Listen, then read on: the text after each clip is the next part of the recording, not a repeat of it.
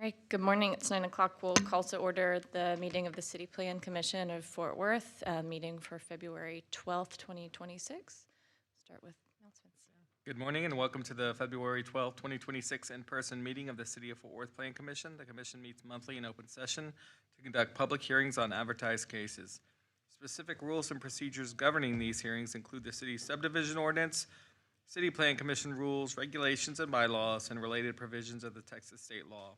The commission's primary responsibility are to review and act upon subdivision plans and plats, streets and alley right-of-way vacations and closures, annexations, comprehensive planning, and other land development issues affecting the city's extraterritorial jurisdiction area.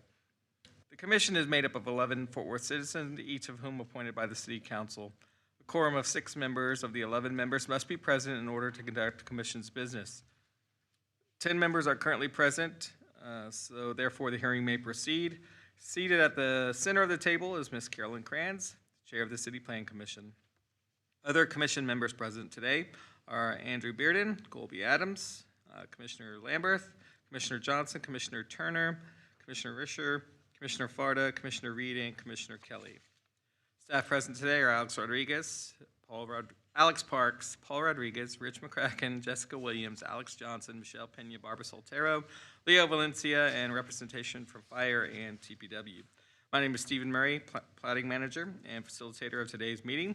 Copies of the meeting agenda and staff reports are included in the Commission's docket and are available on the city's website. The staff reports have been compiled by the city's Development Review Committee to inform the Commission and applicants of city code requirements and technical issues associated with the cases to be heard. Today's public hearings are being documented by cable television and streamed on the internet. To achieve an orderly and timely hearing, we request that you observe the following rules and procedures. All cases are called. Applicants and others in support of the case will be asked to present their testimony for a total of 5 minutes. Opposing testimony will follow and will be given a total of 7 minutes. The applicant will be allowed 2 minutes for rebuttal. Each side will be allowed a collective total of 7 minutes for initial presentations. We have Barbara Soltero keeping time today. Clearly state your names and city prior to addressing the commission. All dialogue will occur between the speaker and commission. Upon the chairman's initial close of the case, the commission will remain in open session to discuss and vote upon the case. No further public testimony or commentary will be allowed. Be advised that the commission's decision on platting matters is final. Action on other docket items constitute a recommendation to City Council.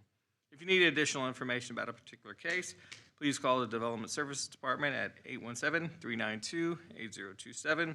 Thank you for your attention, Mr. Chairman and Commissioners. The first order of business is the approval of the minutes for the January 29th meeting. Thank you. All right, if you've had a chance to review the minutes, I'll welcome a motion or discussion. I move to approve minutes from the previous CPC meeting. I second. Motion by Commissioner Johnson and a second by Commissioner Turner. Let's just do a voice vote. All in favor, say aye. Aye. Any opposed? Yes, before we move on to our agenda items, I want to introduce our newest commissioner, representing Council District 10, Laura Kelly. Would you like to give a brief introduction for yourself? You gotta push the button. Hello. Hi, my name is Laura Kelly. I am a realtor here in Fort Worth. I am also serving on the board of Realtors for the Greater Fort Worth Association of Realtors. And I've been a resident here since 2011, but I definitely intend to stay here. I love Fort Worth, so I definitely look forward to serving my community. Thanks for having me. Thanks for being here. Glad to have you. All right, first case, FS 25-236, Beach 170, northeast corner of Lot 1X, Block 1. Waiver request, Section 31-63E6A, street vacation recommendation expiration. 1 lot, Council District 11. General location is north of Alliance Gateway, west of Alta Vista, and east of Westport Parkway. The applicant is Westwood Professional Services, Incorporated. Good morning. So this is one you probably won't ever see other than this time.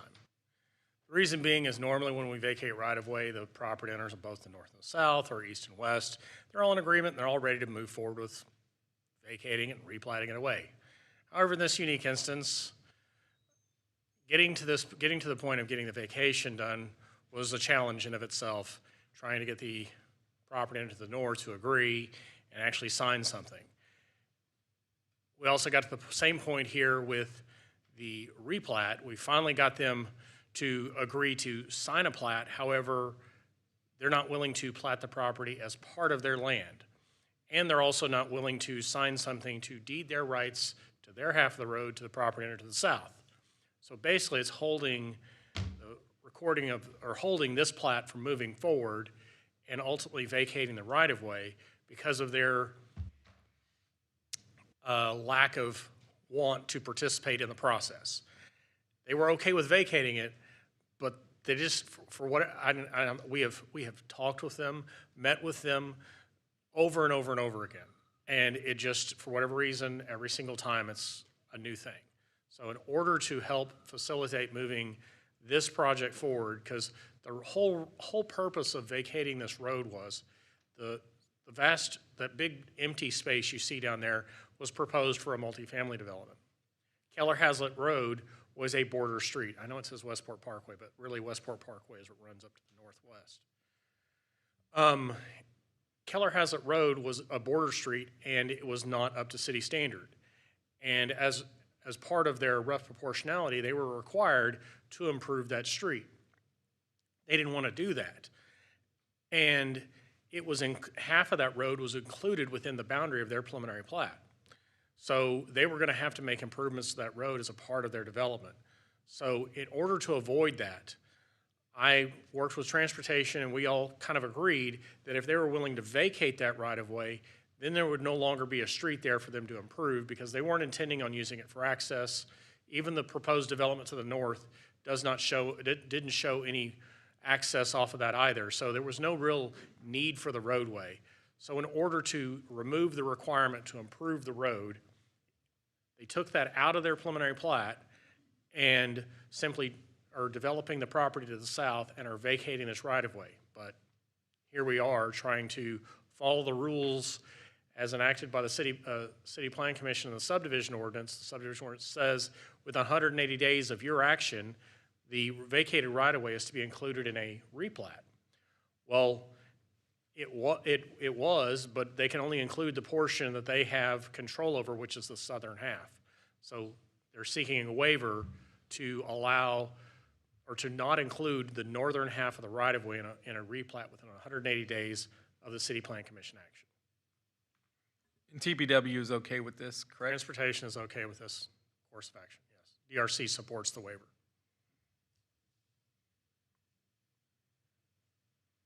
Yes, sir? Ask you a question. Yes, sir. Is it because of cost that they don't want to replat, or do you know? It's hard to say. You can ask the applicant, but myself and one of the representatives of Hillwood AIL Investments, Eric Elrod, and I have tried in numerous occasions of talking to the representative of the Catholic Diocese to the north, and every time it seems like we keep talking in circles and circles and circles. It's not about money. It could be, but that's never been mentioned. And there's been all kinds of different reasons given, but none of them have really been concrete. Well, maybe about this, and maybe about this, and maybe about that. Some concerns were about maintenance of the road, or having to deal with the chuck-hold asphalt that's already out there. How are we going to afford to clean that up? Hillwood's offered to clean up the entire roadway and take on the full responsibility of it, but they can't physically plat it without the consent of that property owner to include all that right-of-way as part of their plat. And so it keeps layering on itself. And in order to relieve the development to the south of the challenges that the development to the north is presenting, the waiver seemed to be the best option. Would we be voting? This way it can be vacated, and when the development to the north is ready to move forward, they can include that little sliver as part of their plat. And it'll be formally platted away at that time. But But the city has no interest in the road.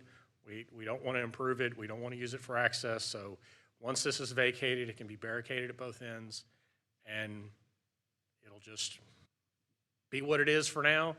And hopefully, when the property to the north develops, it'll just be an afterthought at that point.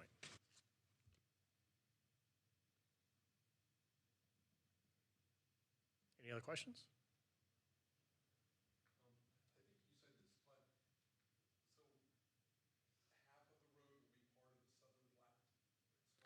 No, they're actually platting that little sliver as an HOA lot for the development to the south. So as you can see on this plat, that's just the southern half of the road because it was prescriptive right-of-way before. And prescriptive right-of-way, unlike regular dedicated right-of-way, their fee simple ownership goes to the middle of the road. And so they own that area in fee. There just happened to be a prescriptive right-of-way on top that had to be relieved to remove that encumbrance from the land. I thought I included the plat in here. I think I put it in the docket for what the overall development to the south is, but it's all multifamily to the south. The church has sent me exhibits of what they want to do, but they will never commit to actually doing anything. So I don't know. It could be money. It could be anything. But given the size and scope of the development, it didn't seem like money was the issue, because it had several buildings, and it was the entire piece of property up there being fully developed. I think bottom line is this allows the southern property to move forward with what they need to do, and it gives the northern property time to figure out how they want to proceed. So we're not voting just to waive the 180 days. We're voting to waive the requirement. So the way the subdivision ordinance reads is that you're required to include the vacated right-of-way within a replat within 180 days of your action. So we're waiving the need to include it in a replat. Because once it's included in a replat, then you have the time in which a replat is alive, essentially, which is 2 years from the date of submittal, to get it to city council for approval.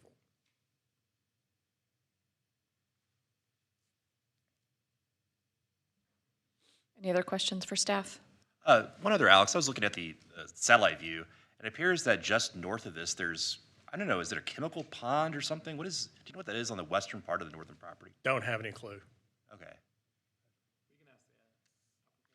Okay. That's on the Catholic diocese property, so Okay. I'm not sure. So that whole triangle is the Catholic diocese, not just Yes, part of sir. that land? Okay. Everything between Alta Vista, Westport Parkway, and then Keller has it on the south, that's all Catholic diocese property.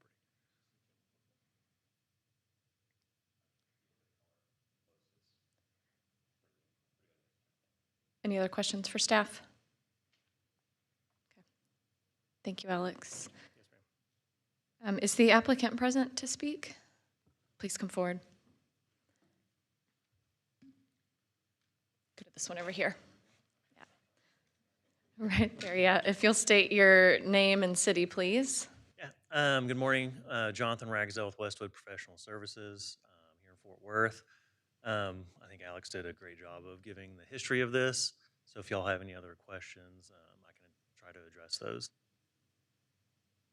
Any questions for the applicant? Okay, thank you very much. Thank you. Anyone else here to speak in favor? Anyone here to speak in opposition? Okay, appears not, so we will close the public hearing and entertain a motion or discussion. I believe this is in Council District 11.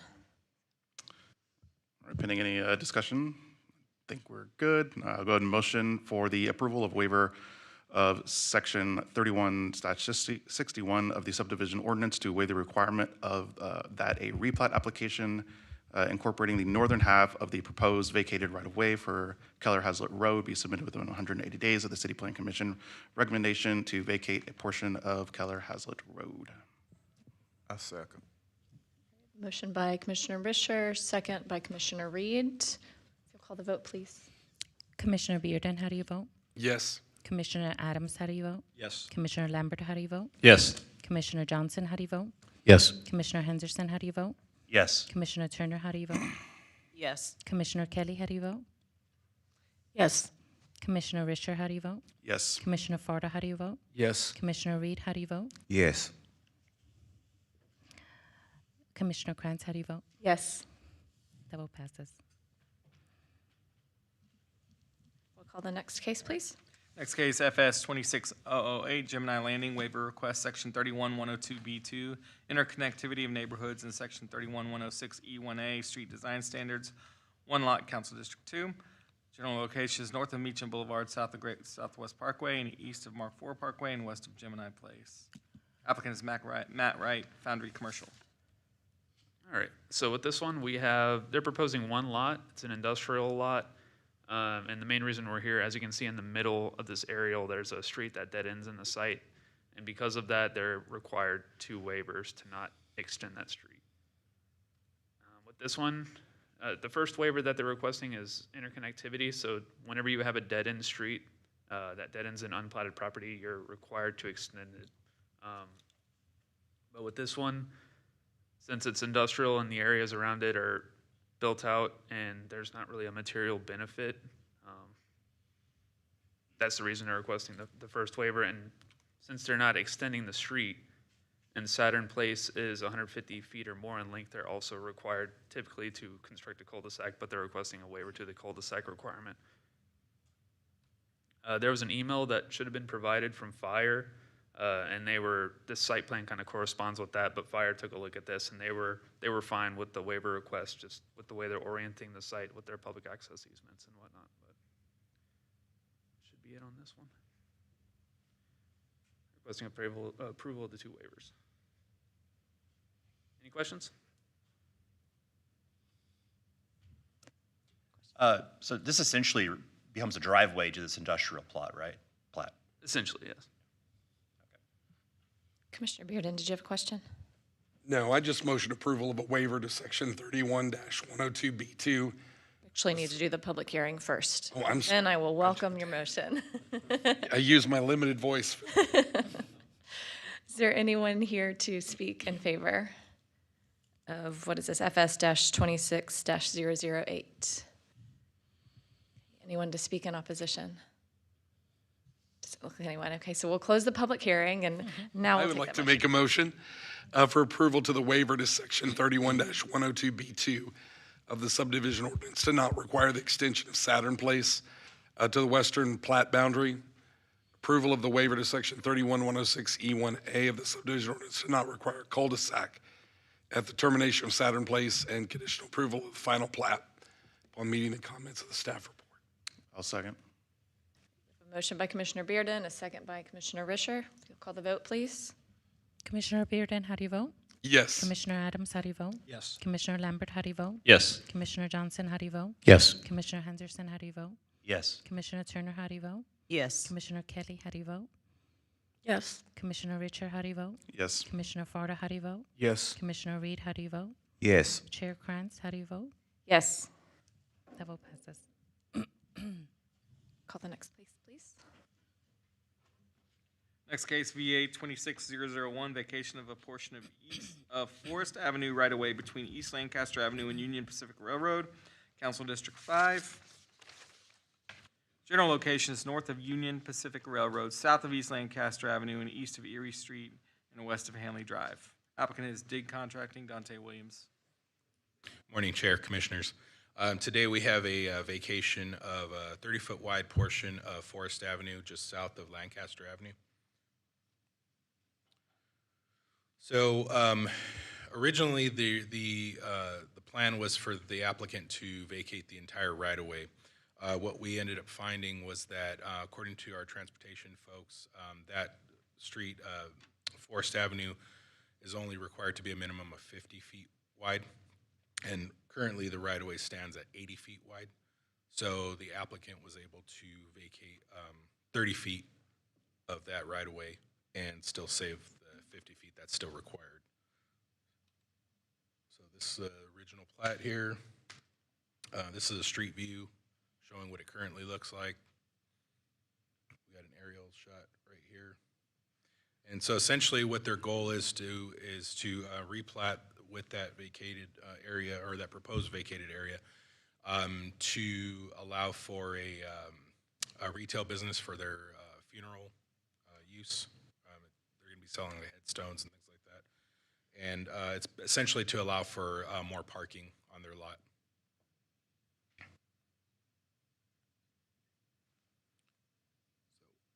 So showing their vacation exhibit here, 30 feet wide, still leaving the 50 feet that's required for right-of-way on Forest Avenue. And so in DRC, we recommend the Planning Commission to make an approval to City Council. Any questions? Is that the lot that Tree of Life is? That's correct. Yep. When they put through the application, was there any talk of how to connect this proposed annex or this expansion lot that they're thinking of back to their main parking lot area? Because it's very tight in those side streets. Yeah, yesterday they just submitted a replat to include this proposed vacated right-of-way in with their existing lot, and so that's the goal, is to bring that all together. Obviously, the city is giving them a value, a benefit. Did we ask for anything in return, improve curbs, or improve any improvements that would benefit the community? To my knowledge, no. Well, whenever they develop the property, like let's say they're replatting and whatnot and developing the property, they'll have to make sure that it meets our current standards, curb gutter, sidewalk, and all that good stuff. Commissioner Bearden, so when we vacate right-of-way, as long as it's dedicated by plat, like this one was, whenever it's dedicated by plat, the city only holds that right-of-way. We only hold an easement estate over the property. So we don't own it in fee, so we can't really ask for any compensation on that land. So the development that they're gonna bring to the city and the improvement of the land, that's the return on the return that we're getting for this right-of-way. Even though this is really what we look at as excess right-of-way in this one location. It's kind of unique. Yeah. Well, Well, I will add that I've driven by the land you're talking about, and it looks like crap now. So any improvement will be great improvement. Sure will. Going back to what he said, and Stephen, I mentioned it to you, the vast majority of easements that we vacate, and we're in the vacate business. I mean, that's what our committee does. The vast majority are what we said, that the city just has an easement. And I think you and I talked about, is the city starting to look a little closer, particularly in our older areas, to see if there is a fee simple ownership by the city and not just an easement? Not likely, but we can have discussions. I think it's important. That's the purpose of the plat. The way the plat dedicates the right-of-way indicates whether or not the city owns or has a fee interest in the property. So if it's just simply dedicated to the public's use forever, which is what 99% of all plats are like, 99. All we hold is an easement estate. There are some unique examples of where rights-of-way have been dedicated in fee simple. In those instances, yes, we do charge fair market value for the return of that land to the city. That's the answer to my question. Yeah. Thank you. What they gonna put this up at, it needs some development, real bad. Can I ask TBW a question real quick? Did you have a question, Lee? Okay, real quick. So, like, let's say the property owner to the east wanted to vacate a portion of forest, and because forest is kind of like little access to nowhere, to be honest, because there's that railroad right away, would they have that same opportunity to vacate the portion of forest, and then the western portion be able to vacate the remainder of forest in the future? Is that a possibility? Yes. Yeah, it would go through the typical vacation process. One of the challenges with vacating the right-of-way in this unique situation is the right-of-way has already been vacated to the south side of the railroad tracks. And obviously you can see there's a building where the street used to go through. However, the right-of-way still goes through what is the railroad right-of-way. The city currently has a sanitary sewer line that is located within that right-of-way. If we were to vacate the rest of the road, the problem is then we would end up with this isolated island of public right-of-way within the railroad right-of-way. And I'm not sure, I'm not going to speak for transportation, but somehow or another, I don't think that's something we'd want. But then if we vacated that and then ended up with this weird island, I would think that we'd want to clean up all of it. But then if we vacated all the right-of-way, then we lose the ability to maintain our sewer line that's currently under the railroad tracks. So I won't speak for transportation, but the whole idea was to eliminate the possibility of creating that weird island of right-of-way. That's why we limited this to the 30 feet, because from my understanding, they've put parking along that portion of the right-of-way, and the purpose of the vacation was to permit them to actually maintain the parking within the right-of-way today. Yep, last question. Both property owners from the east and west can access forest to their properties and use that as access to their sites? Yes, they can. Okay. All right, so Stephen, you actually asked part of my question, so thank you.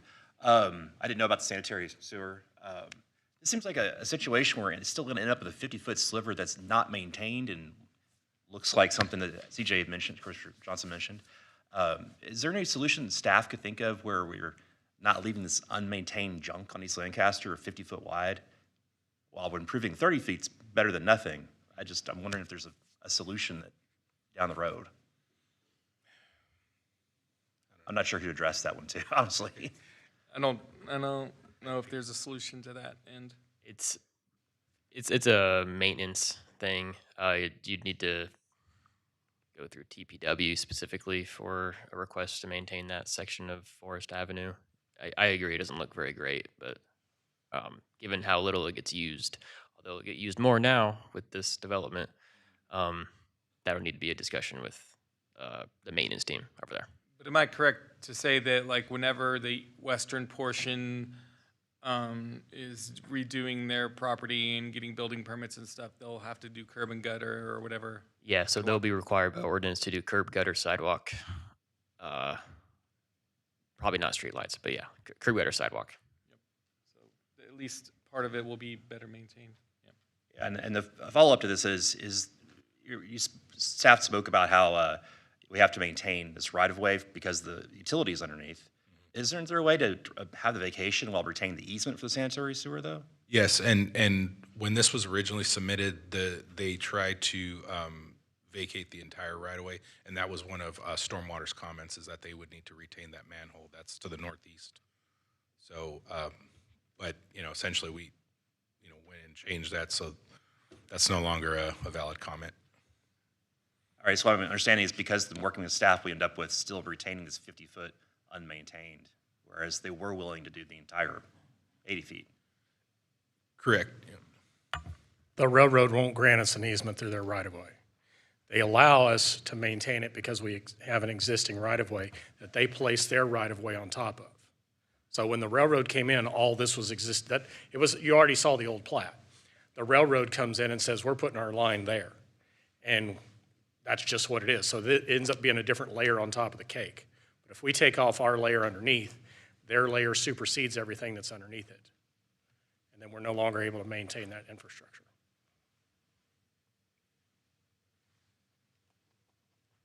Thank you. Great questions. Anything else for staff? Okay, thank you. Is there anyone here to speak, excuse me, in favor? Anyone to speak in opposition? Please come forward.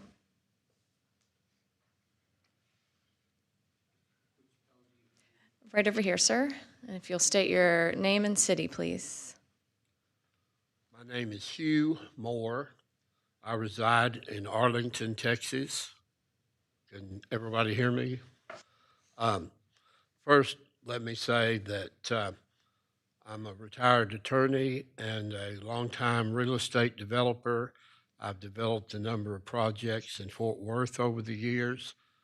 My biggest project was a mid-rise office building at I-30 and Cooper in Arlington that has a pyramid top that lights up at night.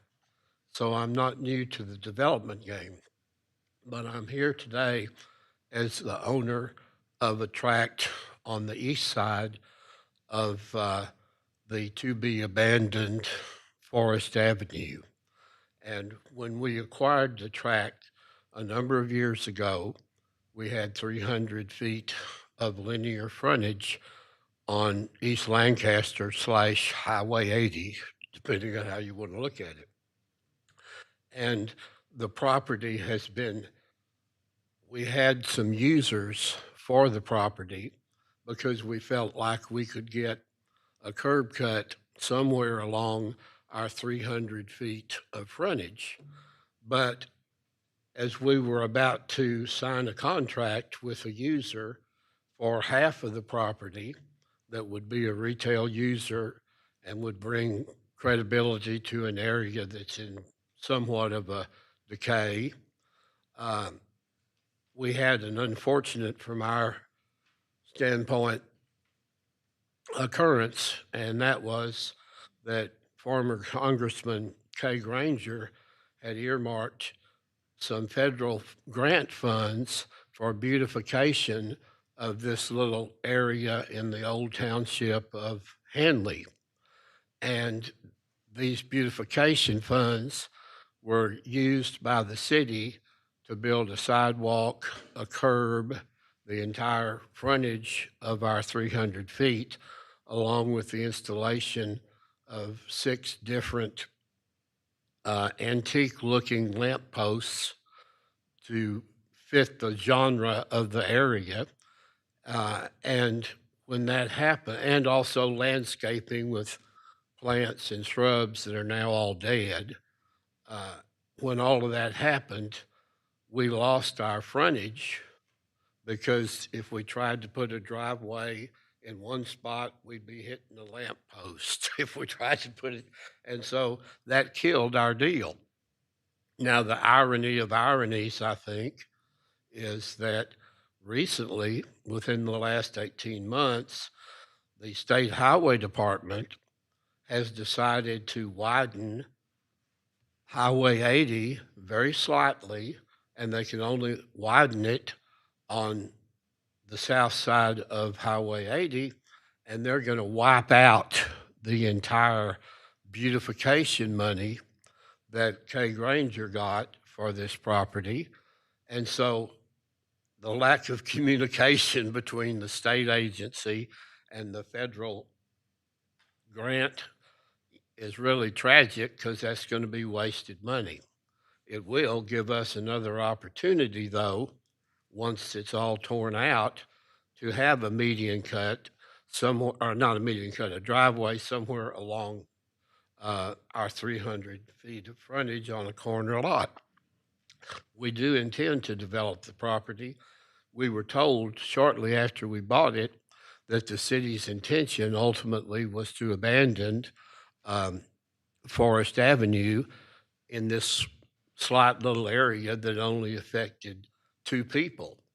And they said to us that we tried to buy the feed store that the city considered a historic building, and we weren't able to because it didn't have, well, for various reasons, and then it burned down. Once it burned down, it was bought by the funeral home that's the applicant here. I visited with the funeral home director or owner when he called me and asked me to support this program. And we sat down about 3 weeks ago, and he said, we're getting this abandoned. You're going to get half of the right-of-way. We're going to get half of the right-of-way. Can I tell the committee that you're in support? And I said, well, let me check it out. I came down to the city. I met with a lady in the planning department, and she said, well, that's probably what would happen, but in these kinds of abandonment cases, if one property owner that has frontage on the abandoned site is objecting to it, it won't get approved. And I wasn't necessarily objecting to it at that point. I was just trying to get information so that I would know how it was going to affect my property. Later, I found out, after being innocently misled, I think, by the funeral director, that it was no longer going to be a 50-50 split of all the right-of-way, that the only right-of-way that was going to be abandoned was for the benefit of his property as part of, as 30 feet on the east side, on the west side of the road. Now, as late as 3 o'clock yesterday, when I was meeting with Paul Rodriguez in his office area, he was still awaiting a drawing that I have never seen that showed this new alignment. So I think at the very, very, very least, this matter ought to be tabled until we can actually see documents that weren't delivered to the city until after 3 o'clock yesterday and may still not be here. That's number one. Number two, Mr. Moore, we are quite a bit past time. If you wouldn't mind wrapping up your statement, please. okay. My main objection is that when the city allowed this building to be built and allowed the parking lot spaces that are there in existence to be built, and it's been built and permitted, I don't think that it's proper to let that person come back in, get some free land for more parking that he really doesn't need, especially when there's space available on the backside of his brand new building that could be achieved for additional parking if it was needed. Now, I'm from a third generation funeral home family, ironically, who maintained a funeral home for many years in Hanley. And I can tell you from personal experience that if you sell 2 or 3 headstones, which is the purpose of this building, to sell cemetery monuments and headstones, if you sell 2 or 3 a week, you're doing good. You don't need more than 8 spaces that are already poured, in effect, and permitted. You don't need that to operate a monument selling and storage location. This is a grab for free land, and it's being done without any consultation of me as the adjoining property. Thank you, Mr. Moore. We appreciate you being here. Yes, ma'am. Is there anyone else to speak in opposition? Don't see anyone else, so we will close the public hearing. I think we may have some discussion on this one. Yeah, I had a couple of questions for Mr. Moore. I'm sorry if I would use the time. Oh, it's okay. Thank you for your... Glad to hear from you. Thank you. So just a couple of clarifying questions. First of all, thank you. It sounds like you're a long-standing member of the Fort Worth community. Yes, sir. Since my family's been here since the 1890s. Well, that is a long time.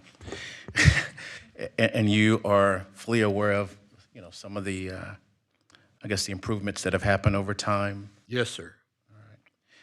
Now, you've been concerned about the development of this area for quite some time. Is that correct? Yes, sir. Do you currently have any plans that you could provide to us of how you plan to improve the lot or the land in that area?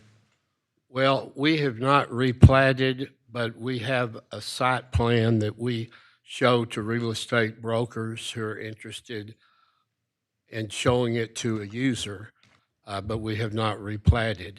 And right now, we really feel like we can't replat and get 2 freestanding retail uses on the property because of the limited access. But you were aware that you could replat or repurpose that land for quite some time?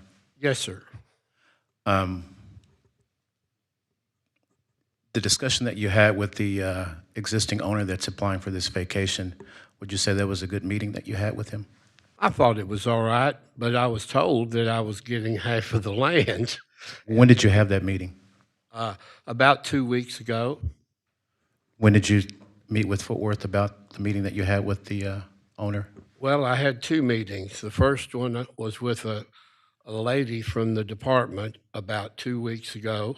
Okay. And the second one was yesterday with Paul Rodriguez. So after the first meeting that you had with the young lady with the city, what was the result of that meeting? She said, if you don't like what's being done there and object to it, the project will not go ahead, because normally when someone objects to an abandonment and they're part of the frontage, the commissions don't go forward with it.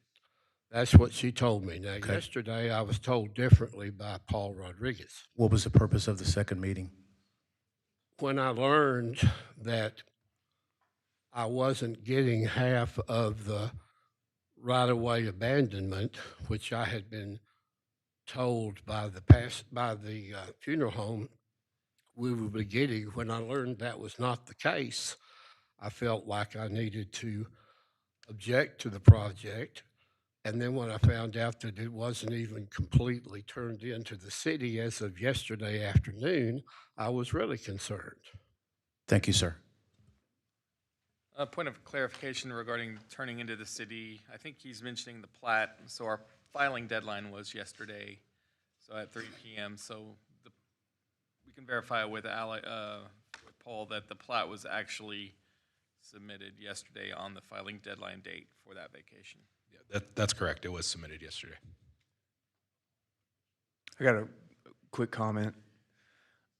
Having sat through what is already a parking lot 2 times a day along that stretch of South Hanley Drive between Lancaster and Rosedale every single day, it's already a parking lot.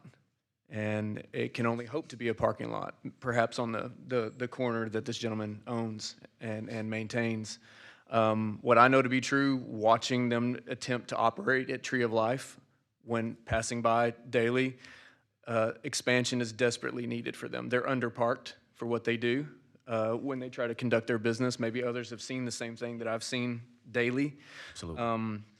And so an expansion lot for them is totally understandable. They're underparked for what they're trying to do and operate their business on that corner. What we also know to be true after listening to Mr. Moore is other businesses and real estate owners are also being impacted with their attempt to get expansion lots and try to expand their operations to satisfy their customers. But sitting through it's already a parking lot, and traffic's backed up at 2 signals twice a day in that area. And so thinking about how to facilitate this and get this to work, definitely I can understand where Tree of Life is coming from in their attempt to get this vacation. And transportation may have already studied this area and how it gets congested with traffic 2 times a day, and may have some ideas about how to, when they attempt this expansion, what it should look like, how the replat should be drawn up and not impact the adjacent businesses or real estate owners. I don't know. I have something to also say. Thank you for those comments. And maybe I can get Alex or Paul to respond to this, but the property to the east has 2 points of access currently. It has access on Forest and it has access on Hanley. So let's say the property owner on the eastern side wanted to split that property in 2. They could provide a public access easement to the rear of the property that exits off of Forest and exits off of Hanley, provide parking, and it would allow him to divide his 300-foot lot into multiple lots. So by the vacation of this, the requested vacation does not cause loss of access to the property owner to the east. And just to kind of touch on that point, if we were to potentially get a plat for the eastern property, we would then make an effort to make a comment that the access easement would have to be driveway to driveway, being that, especially because they can't get access off of Lancaster. Mr. Moore also mentioned the upcoming Lancaster Corridor project and that this whole area was going to be expanded. Following that corridor discussion from the beginning all the way through its passage, I think council assured that this 4 lanes was going to stay 4 lanes and none of this was not going to be expanded. The Hanley Business District was not going to be impacted by, I know I'm opening an old can of worms here, but just, I realize I'm doing that, but is there a connection to this? Is there some truth to what he's saying? Let me just pop in there on They don't have the that space. note. Like, let's say let's say they do tear out the sidewalks or whatnot, and they need to do something for a statewide project. That kind of has no bearing into what we're kind of talking about today, but that's a good question. Let's say they do come in and do that, they would most likely, like, provide improvements. They wouldn't just leave it as, like, a curb and gutter. They would most likely try to put it back very similar to the way. So it's nothing we need to think about today for these purposes? No, sir. Okay. Commissioner Bearden? Our criterion always is, what's best for the city. But there's also an issue of fairness, and let me see if I understand the process. That originally, landowners thought we were going to abandon and give 40 foot to one and 40 foot to the other. But then we realized there's an easement that wasn't possible. So now we've settled on giving 30 to one and 0 to another, correct? Well, when we looked at it, they had provided some renderings of what their site was going to look like, and they did have some parking to the east, and I believe they were going to use the rear as a kind of a loading area, drop off, things like that for their business. That being said, we decided that it would be I guess a more efficient way of doing things to allow for them to do that 30-foot portion to the east, since that Forest Avenue really only needs to be a minimum of 50. So we're still maintaining that 50-foot right-of-way that's necessary, and then allowing for them to have that parking area. Right. Would 15 foot be adequate for their needs? I don't know. So just a point of order. The parking lot that's there was not permitted. Okay?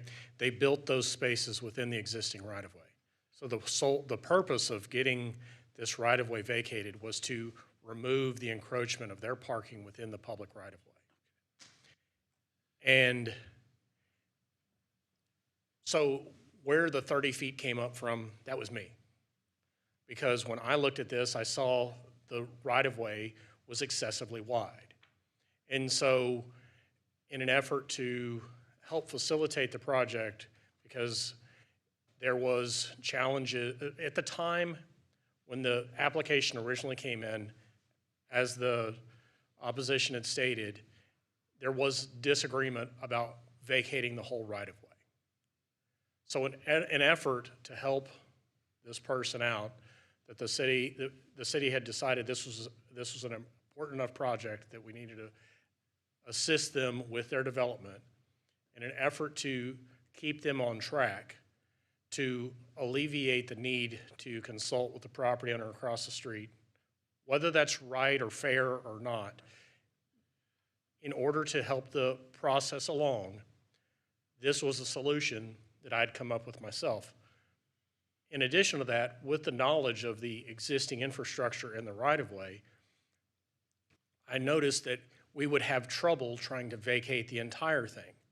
So rather than throw the entire project out and not be able to do anything here, it seemed like the better of the two solutions, because we can't vacate all of the right-of-way because of the challenges that exist because of the railroad right-of-way to the south, as mentioned previously. So if we vacate the whole thing, then we lose the ability to maintain infrastructure that's necessary. So unless someone's paying to remove and relocate that infrastructure, vacation of the whole right-of-way is not an option. And it doesn't appear that that's something that Tree of Life, nor maybe the property owners that spoke earlier are willing to do. So it's up to y'all to decide how you wish to proceed. You might want to ask legal. I don't know if we can consider anything less than what's already on the agenda, and I don't know if 15 feet would be enough to alleviate the problem they already have. That's my question. That's my question. So I don't know the answer to that question because I don't know where their parking sits within that 30 feet of right-of-way. If it's all the way to the edge, Is it halfway across? Don't know the answer to that. So without a survey and knowing exactly where the limits are of everything, it's hard to say what would be acceptable and what wouldn't be. Because we don't want to vacate 15 feet and 3 feet of their parking still sits in the right of way, and we don't want that anyways. So, and I don't know if 18 feet covers it, because I don't know how big they made their parking spaces or where they started them at. So that was the idea. It wasn't, there was no nefarious attempt by the property owner to exclude him from the process. This was a solution that I came up with on my own, knowing all the other factors. I didn't know about the conversations with the property owner, was not aware of anything that was ongoing behind the scenes. So this wasn't a property owner ploy to try and eliminate him from the process. It was literally an attempt by us to help move this development along, because we were challenged by our upper management to try and figure out a way to create an opportunity for this development to be successful. Thank you. Well, I'm in favor of, with moving along with this process unless somebody else has a plan for redevelopment of this area. I mean, I don't know if, I mean, you guys are welcome to drive by it. It needs help, right? So I don't see any other plans of this area being developed. So I don't know if we need any more discussion on this. I do want to add a comment that, I mean, I appreciate the efforts for redevelopment, understand there's a need, there's a project attempting to move forward on one side of the property, but I appreciate Commissioner Bearden's comment as well, that Absolutely.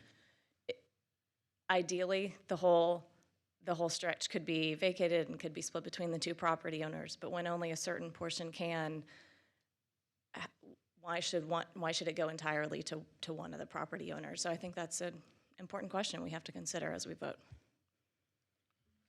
I would agree. I just, unless we have other plans in place before us here today, I don't know what we'd be voting on. I would say that from my perspective, I don't know that plans necessarily factor into it. I think the property ownership, and I think there's an element of fairness here in what the property owners on both sides I would agree. entitled to on a vacation. I would agree. This has sat for quite some time, and both owners were fully aware of the condition of the property that's adjacent to those two streets. And if we have something in place now that's going to make that area better, or that plot of land better, I'd say we take advantage of that. But if we feel like that there's other opportunities that's going to come up in the near future and we want to take advantage of that, I'm okay with that as well. But what's here before me today, I'm in favor with moving forward with. I had a question for Commissioner Bearden, just to understand. What you were saying is moving that right away to the middle, right? And having the minimum right of way and allowing both properties ultimately to vacate. I was just wondering if that had been, considered. And then also there's been a question raised about, we don't know where their parking extends today, whether it's the full 30 feet or if it's only half of it or 3/4 of it, or correct? So That's correct. So what we're trying to do here is we're trying to, after the fact, make that right, because they've already extended their parking out into the right of way, so we're trying to make that right. I think that was a question that remained unanswered. How far out does the current parking and its usage go? Staff said they don't know the answer to that question. There is parking there, we This don't have current a staff figure. doesn't know because we're not like reviewing the building permit, but I feel like that whoever's reviewing the building permit, that 30-foot would suffice in this situation. Yeah. And what was I going to say? I just wanted to remind y'all that this is a recommendation to City Council, just as an FYI. Question. Why, what's your point there? And that, We're not making the final decision. Right. We're just, it's so that our decision's not final. Council still has the opportunity to make an. We know that, we know that because we're on the council, so I was just trying to figure out why that comment is appropriate right now. Just make sure we understand the process, right? Yeah. That's my job, to remind people of certain facts. So if we want to put this on hold, is there a way to put this on hold and? My understanding, Rich, correct me if I'm wrong, but my understanding is that if we feel we don't have all the information, or if the applicant isn't present to present the case, that we can table. Is that correct? I'm in agreement with CJ in going forward with this here today. Let's get a response from. So unlike the state law on plats, this is a street vacation, so you're not under a shot clock, and you do have the legal ability to continue the case without any request from the applicant. So it seems like the outstanding question is, would 15 feet suffice for parking? That's a pretty straightforward answer to get, I would think. Why can't we continue this for 30 days, get an answer to that question, and come back and see if there's an equitable solution to divide it 15 and 15? I think so. And Henderson. Sorry, I know it's going on for a while, but this encroachment has already occurred. It always troubles me that it happens, and sometimes it happens, mistakes, whatever happens. Is there a penalty that the property owner might be facing for having this parking lot on there? Are they going to get code compliance, or what's the? That I don't know. I don't have any knowledge. I'm not sure what happens here. Yeah, so in scenarios like that, the code compliance would go out there and say, hey, you're encroaching into the right-of-way and that you need to get off of the right-of-way. And then part of that may be, well, you need to come into compliance. So this may be what they're trying to do to come into compliance.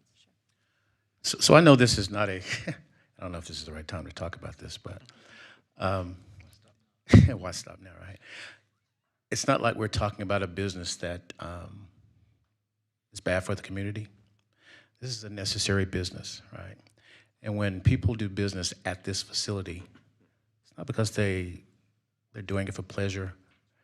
They have to be there, right? Somebody's lost a loved one. And for us to come in and say, hey, hey guys, you need to stop parking over here and send your family members on about their way. I know you're grieving, but the city of Fort Worth doesn't really care about that. And yeah, we don't have any other plans, but we might at some point have other plans for this property. I just don't think that's the right way to go, guys. I think we need to move forward with what's already going on right now. I mean, it's just maybe not legal, but let's make it legal for these guys that have property, that are trying to do business in the right way, and allow them to be able to do that. Got one question for TPW. What's the minimum width of the right-of-way for this street?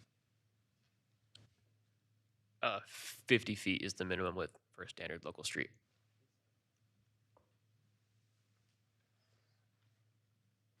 And they just asking for 30. Am I correct? They're just removing excess right-of-way. So tell me if I'm correct, whether we decide or not decide, pass this for a month, approve it today, nothing changes. They're already parking in those spaces. That's correct. Well, I think what they're trying to do is rectify the situation to ensure that they're meeting current Right, regulations. but the comment was made that if we were to reject it today, we're somehow hurting Fort Worth families. They're Well, I mean, parking there today, they're going to park there tomorrow, regardless of our decision. Yeah, but I mean, if you drive by that land we're talking about, guys, if these guys are going to develop it in a better state than it is right now today, I think we should move forward with that. Right now, they're not doing anything, but there's lines there and they're parking. But if they're going to develop the area and make it better than it is today, why not move forward with that? But another question for council. If 30 feet is the maximum that can be vacated here, is it legal for one property owner to get the entirety of that 30 feet without the other property owner consenting? This raises kind of an interesting legal question. With us leaving the 50 feet, he actually is not abutting what is being vacated, the owner to the east. I can't remember, just trying to think of all the cases that have come up, if that situation has played out. I mean, the standard rule is abutting owners can object, and even over council's approval. That's an interesting one. I don't know if there's a case on point. Thank you.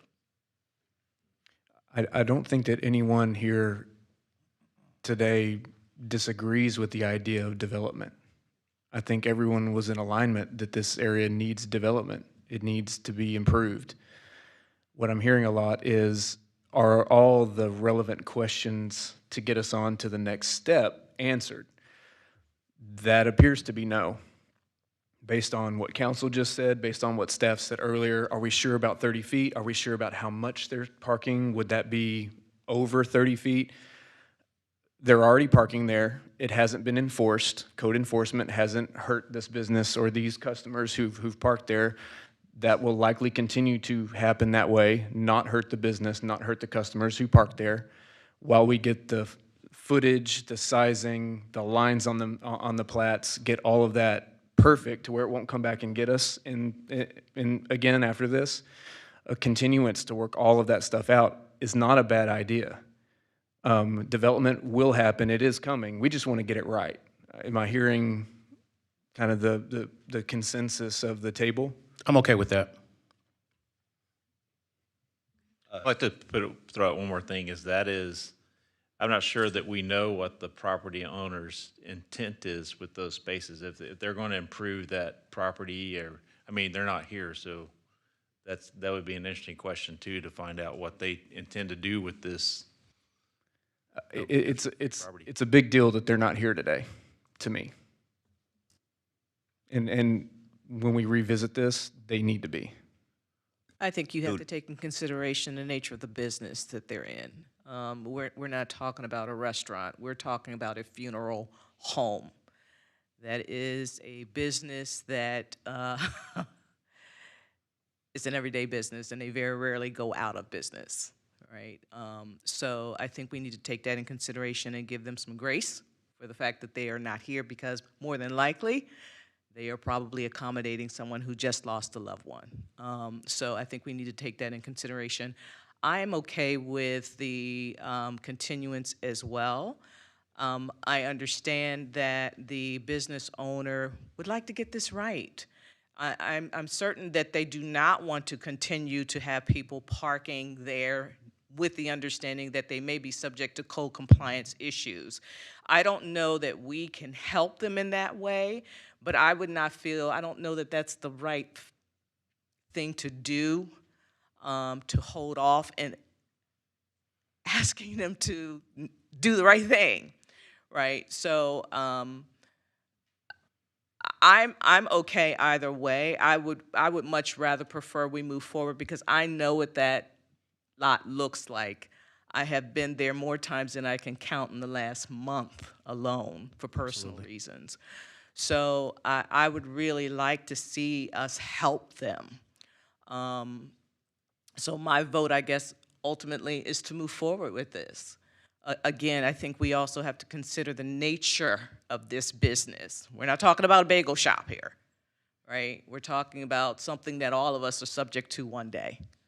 So let's take that into consideration. And is it a requirement for them to be here? No. Okay. No, but staff should not be the one making the case for this. Staff should be presenting facts. The applicant needs to be here to present their case. I think you presented the facts, right?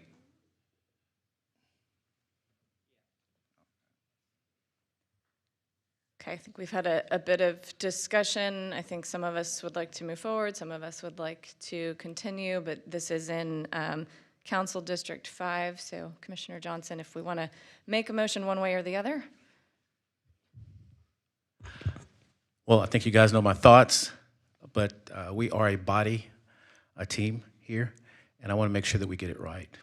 So I'm in favor of continuing the vacation of VA 26001 to March 12th of 2026. Nothing beyond that. I second that. A motion by Commissioner Johnson, a second by Commissioner Henderson. Will you call the vote, please? Commissioner Bearden, how do you vote? Yes. Commissioner Adams, how do you vote? Yes. Commissioner Lambert, how do you vote? Yes. Commissioner Johnson, how do you vote? Yes. Commissioner Henderson, how do you vote? Yes. Commissioner Turner, how do you vote? Yes. Commissioner Kelly, how do you vote? Yes. Commissioner Richer, how do you vote? Yes. Commissioner Farda, how do you vote? Yes. Commissioner Reed, how do you vote? No. Chair Krantz, how do you vote? Yes. That vote passes. All right, y'all, next up is training for the plating process.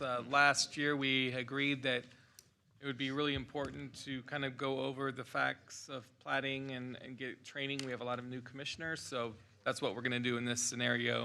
We try to have it on a monthly basis. So.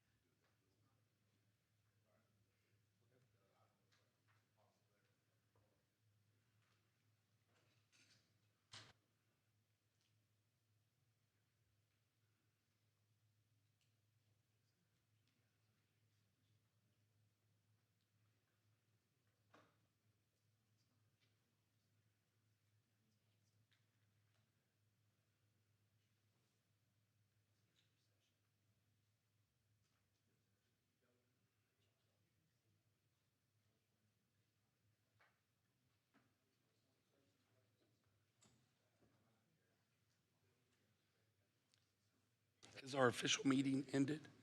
Are we moving into training? No, training on the plat process is part of the agenda for today, so we'll adjourn after that.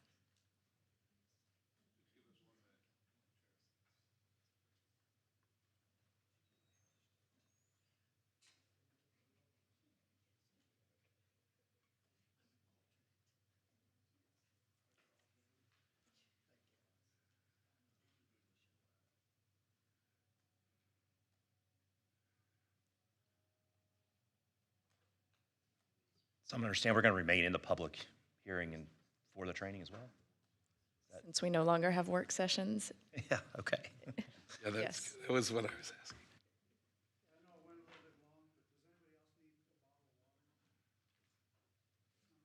Thank you for asking.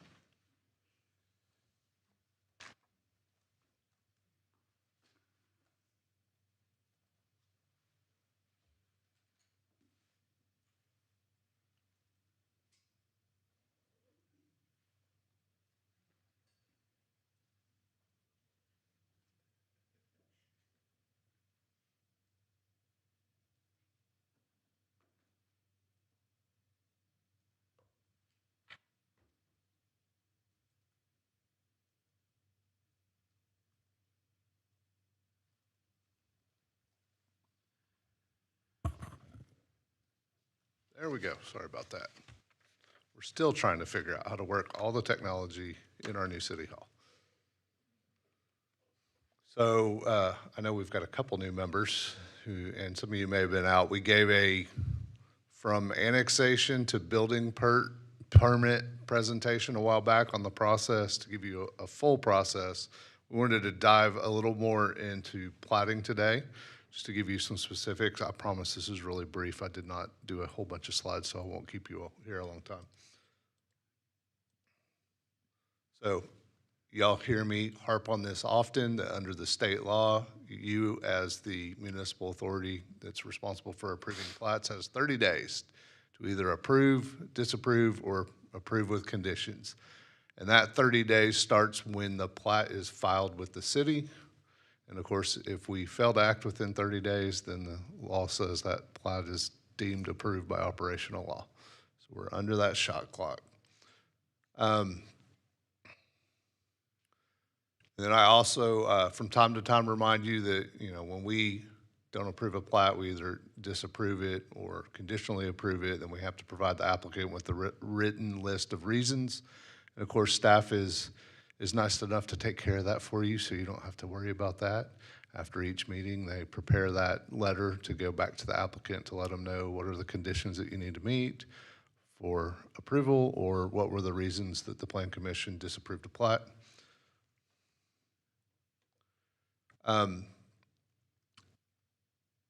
Not only do you have to get your plat filed on a filing date, it needs to be a complete application. We actually don't require a lot here in the city of Fort Worth, unlike other jurisdictions do. That was something that was studied when the state law changed. We moved to minimal plat filing requirements. Some cities have a whole laundry list of everything you have to have on our plat.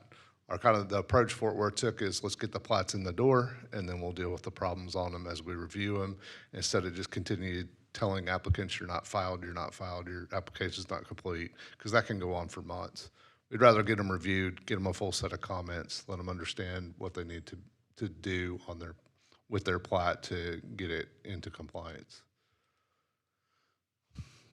And after the shot clock law was passed, 2 years later, they came back with some clarifications, and this is something the city of Fort Worth pushed for. We wanted to make sure that cities have the authority to establish, under the shot clock, a calendar with submittal dates of when we'll accept your application.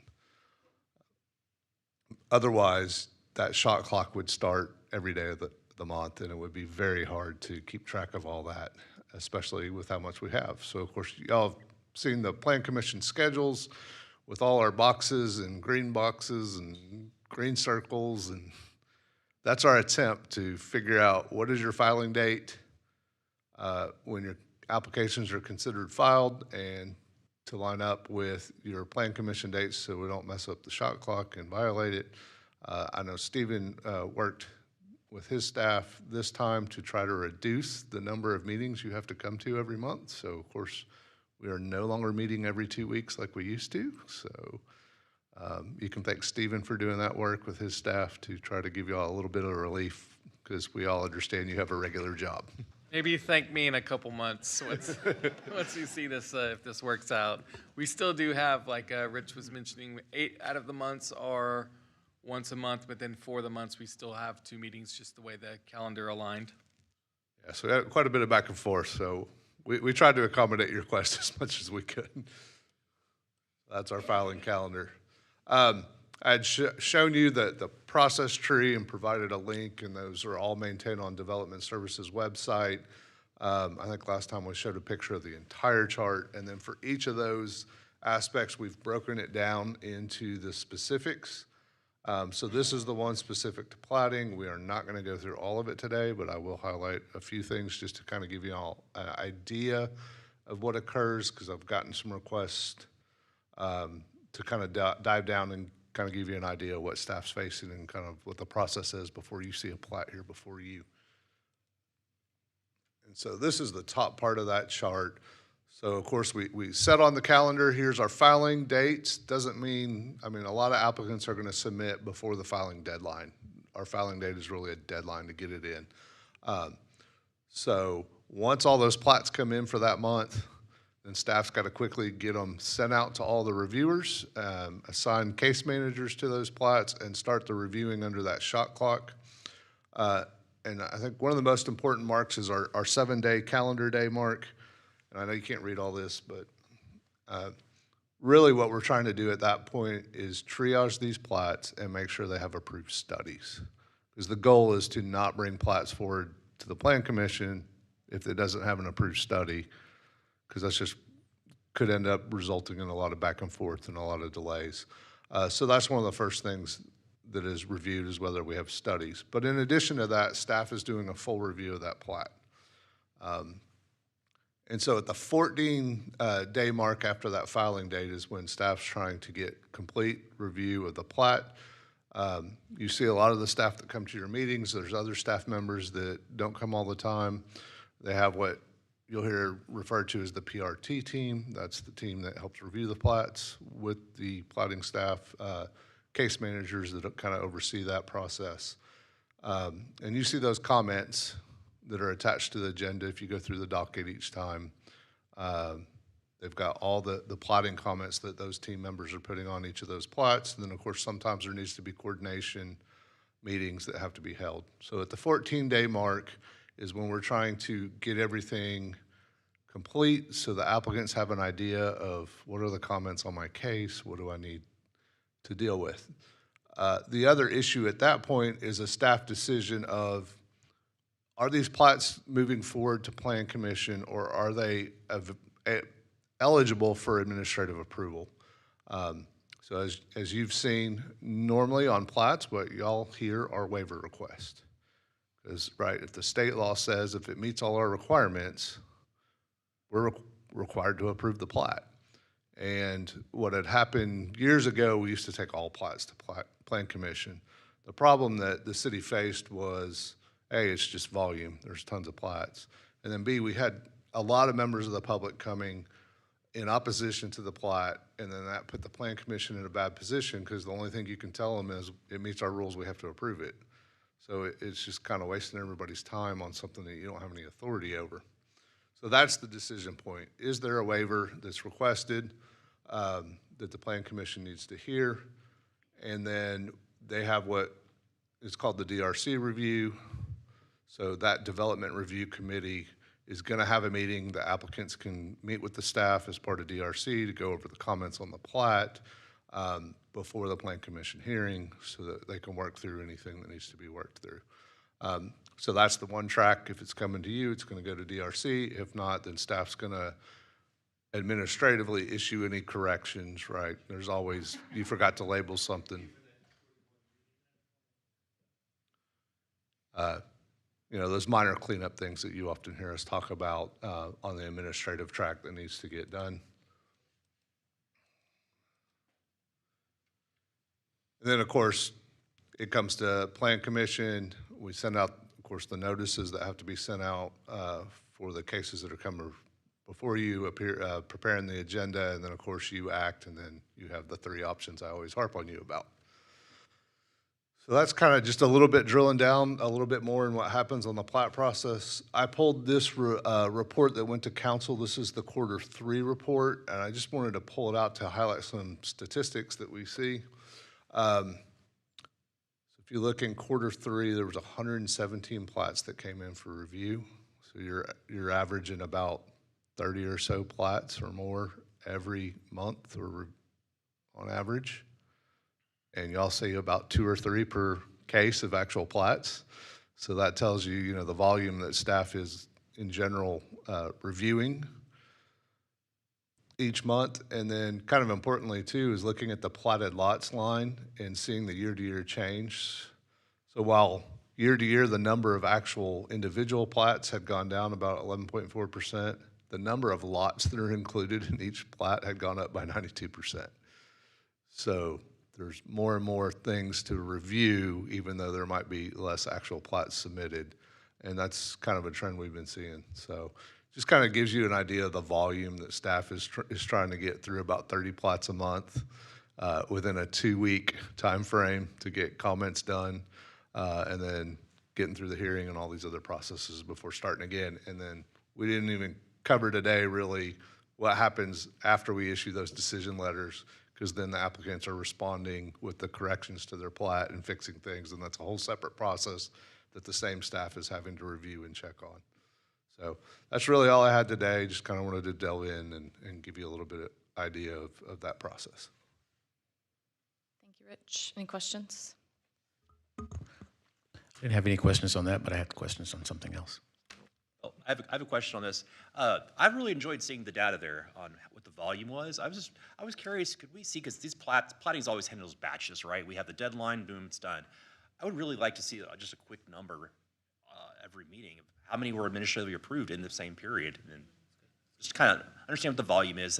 I really appreciate also the residential, well, not the lots per the full volume too. It's good information. Yeah, I know that's come up before, so I appreciate you bringing it up, that the commission would like to see some statistics at least on what's been administratively approved. Okay, Stevens. Yeah, we do KPIs that kind of show how many plats are going, how many decision letters were submitted as part of that, and then we can definitely get that information. So like, for example, in let's say December, you had 40 total cases that came in that needed to be reviewed, and then let's say we had 5 total cases in December. So you're looking at maybe like 35 cases that were reviewed administratively But I can get that information. Yeah, and I think what you're getting at is maybe some breakdown on like what was just met all the requirements, what was a waiver that was administratively approved, things Yeah, like just that. to understand that. Yeah, that would be good. And somewhat related to what Lee just mentioned, the ordinance changes that we passed through at our last meeting. Is there a way that we could put some analytics to that and track how many things we can now just pass through with the department head and as opposed to coming to the commission here? Yeah, I can add that as part of the Just requirement. periodic updates? Okay. Sorry, Lee, I think I cut you off there. No, and mine was a separate question from that part of it, and that is, what is the requirement of how often do we have to have these plating deadlines? Because I look at the calendar, I'm like, sometimes they're 30 days apart, sometimes they're 2 weeks apart on our calendar. I was like, how do we do that? Right, so it's an issue of timing, but what throws it off is state law has the 30-day deadline for an initial plat submittal. It also has a 15-day deadline for a response. So once you maybe conditionally approve a plat, or staff administratively conditionally approves a plat and gives that list of things that you see that need to be corrected, once they resubmit that plat saying, I've corrected some or all of these things, we only have 15 days to review that and give them a response of, okay, you're good to go, or, all right, you fixed 5 of the 7 things and you got 2 more things that you need to clear up, and once you come back, you get another 15-day round for us to respond to that. Well, I think I understood that part. I think that's very helpful for the rest of the commission. But on our actual calendar, we have the plating deadlines. We have the circles on Wednesdays. I was just wondering, how is it that we're able to do 30 days in between those deadlines sometimes on this calendar, and sometimes it's 2 weeks or sometimes it's 3 weeks? Like, how did we? The ones on the 2 week aren't going, they're going on, and I can kind of walk you through it from a monthly perspective, but the impetus for that was that, like, I don't know, November and December have 31 days. So in order to get the deadlines, the actual day that we wanted to have the public hearing on 4 of those months, in order to do that, there's still a deadline day and then 30 days before those go for the public hearing. But in order to make the numbers work, we had to make it kind of hybrid. And I'll show you what I'm talking about after the meeting. Okay, thank you. And then I want to make more of a soapbox than a question, but it's positive. You know, I was in a meeting almost 10 years ago with the city because this process was just archaic and slow 10 years ago. And as the city has improved that process, the state and everybody else has dumped additional steps and requirements on the city. And so simultaneously, as the city become more efficient, they've also had more demands put upon them and made that whole process more complicated. And I think it's part of our role as the members of this commission when we're out in the community. If we want to encourage development in our city, if we want to encourage more of the positive things we like, we just need to get that message out that the city is improving every single day, and with Stephen's leadership, part of that, in efficiently getting things out the door, but yet outside parties keep dumping additional things on the checklist. And we as a planning commission, if we can get that out to the community, how well the city does, that'd be great. It's, you know, yes, you can go to Saginaw and get it done in half the amount of time, but it's Saginaw, and they've got one plat, right? So.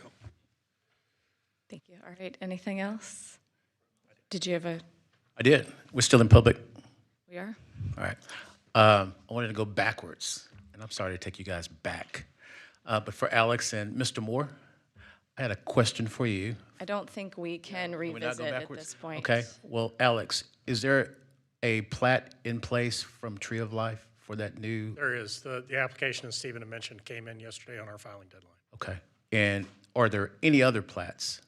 I don't think we can't. We shouldn't be discussing this case right now. Well, you guys can, I mean, I thought we're still in the same public meeting. Yeah, but we've already continued that. We've already did action on that case, which was continued. Okay. All right. Thank you. We'll look forward to further discussion in a month and hopefully a lot more information. Thank you. Yep. And with that, those questions, we kind of understand what's needed during the next session. Yeah, I just wanted to make sure that there was already a plat on file for the existing applicant. All right, thank you. Stephen, one point of order. We used to include the plat ratification list in the City Plan Commission docket, and for whatever reason stopped. And that has a list of all the cases, breaks it down by lots and land use, as far as non-residential or residential. So they would at least be able to get a recap every month of all the stuff that's getting recorded. So those are the ones that are actually formally approved. And so just keep in mind that usually it takes 6 months to, sometimes to a year for some applications to materialize. And so if you imagine one of the case planners has, a third of that caseload, and so that's quickly adds up to 200 or 300 cases that are open and active any 1 year. And if those roll over, then you can see how the list gets bigger and bigger. And so that's our real workload, is all the cases that pile on top and on top and on top. And we're actively responsible for those at any point in time. That's a good point. And what I'll do is I'll present something to you next month and then see if you like it, and then there's any additional information that you need. We'll build upon that. But that's a good point, Alex. So, for example, in 2025, we had 348 total cases, and then some of those went to y'all. Some of them didn't, and then some of them were conditionally approved. But like Alex had mentioned, some of them are still in the process because we're waiting on them to bring back a revised plat.